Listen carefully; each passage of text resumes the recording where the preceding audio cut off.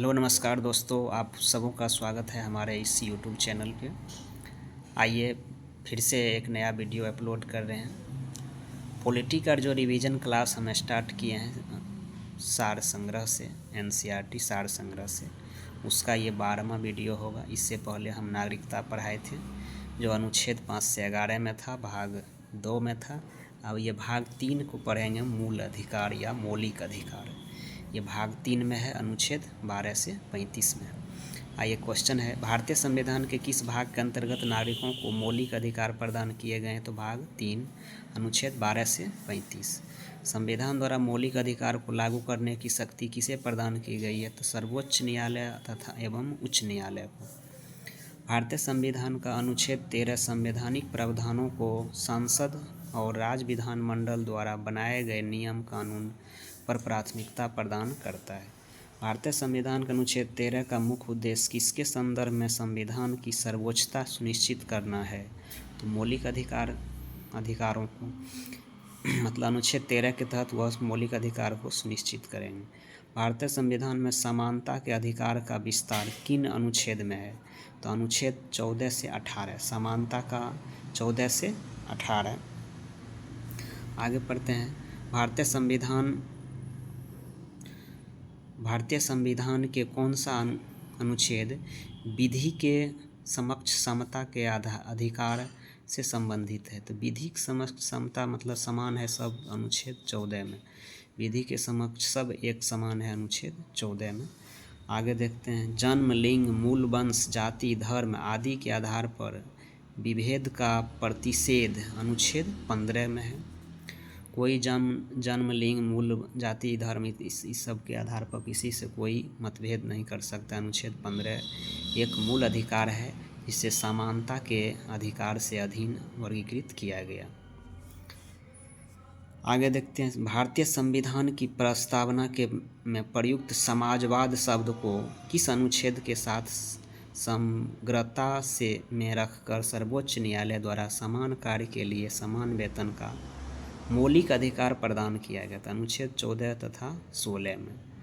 समाजवाद को किस अनुच्छेद के तहत रखा गया है? तो 14 तथा 16 में। समान कार्य के लिए समान वेतन का मौलिक अधिकार प्रदान किया गया, अनुच्छेद 14-16। भारतीय संविधान के अनुच्छेदों में कौन सा एक लोक नियोजन के विषय में भारत के सभी नागरिकों को अवसर की समानता की गारंटी प्रदान करता है? तो अनुच्छेद 16 के 1 और 16 के 2 में कि अवसर की समानता भारत सरकार की कोई भी सरकारी जॉब में लोक नियोजन में अवसर की समानता है कि 16 और 1 में और 16 2 में। और कुछ विशेष जाति के लिए आरक्षण दिया गया है उसे आगे बढ़ाने के लिए। आगे देखते हैं, संवैधानिक उपबंध।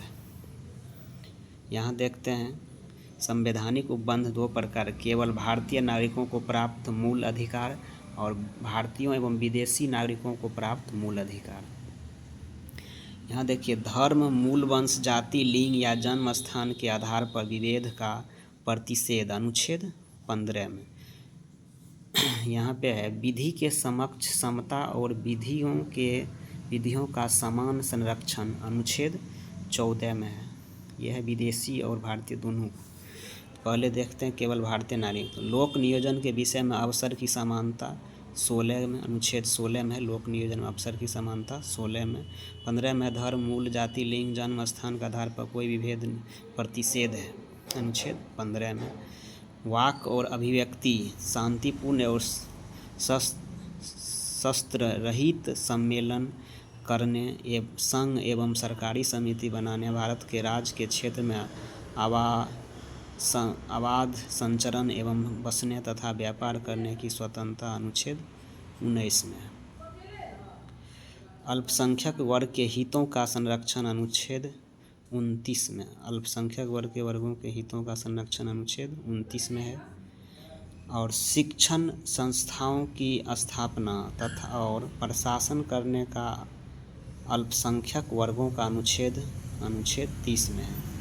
कहता है, शिक्षण संस्थान की स्थापना और प्रशासन करने का अल्पसंख्यक वर्गों का अधिकार है, अनुच्छेद 30 में। 30 के तहत वो अपना शिक्षण संस्थान स्थापना कर सकता है। अल्पसंख्यक वर्ग के हित का संरक्षण 29 में है। शिक्षण संस्थान अपने हिसाब से खोल सकता है, अनुच्छेद 30 में है।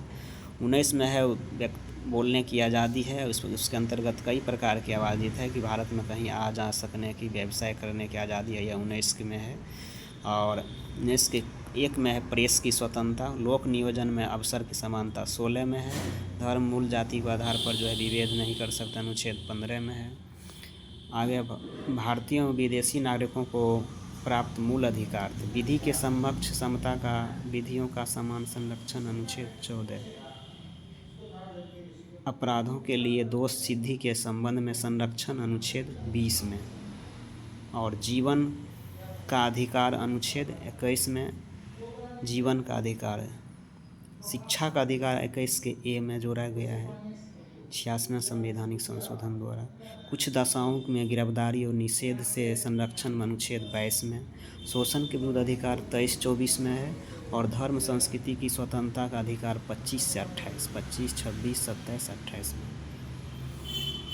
आगे है संविधान के किस अनुच्छेद के अंतर्गत अस्पृश्यता, अनटचेबिलिटी का उन्मूलन किया गया था, अनुच्छेद 17 में। और संविधान के में अस्पृश्यता परिभाषित नहीं है। अस्पृश्यता निवारण अधिनियम 1955 के अंतर्गत अस्पृश्यता को बढ़ावा देने एक दंडनीय अपराध है। निवारण अधिनियम कब आया था? अस्पृश्यता का निवारण अधिनियम 1955। आगे देखते हैं अनुच्छेद 18 का संबंध किससे है? तो उपाधियों का अंत, अनुच्छेद 18 में है उपाधियों का अंत। और भारतीय संविधान के किस अनुच्छेद में वाक एवं अभिव्यक्ति की स्वतंत्रता, अनुच्छेद बताए थे 19 के क में है, बोलने की आज़ादी है। भारत के संविधान में प्रेस की स्वतंत्रता का प्रत्यक्ष प्रावधान नहीं है, परंतु यह स्वतंत्रता किस अनुच्छेद के अंतर्गत है? 19 के ए में, व्यक्ति को बोलने की आज़ादी 19 के ए में। भारतीय संविधान में आर्थिक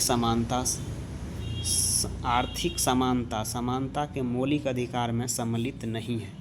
आर्थिक समानता जो है मौलिक अधिकार में नहीं है। इस तरह से ये महत्वपूर्ण बिंदु था मौलिक अधिकार के अंतर्गत। मौलिक अधिकार कहाँ से लिया गया? तो यूएसए से लिया गया अपना भारतीय संविधान में।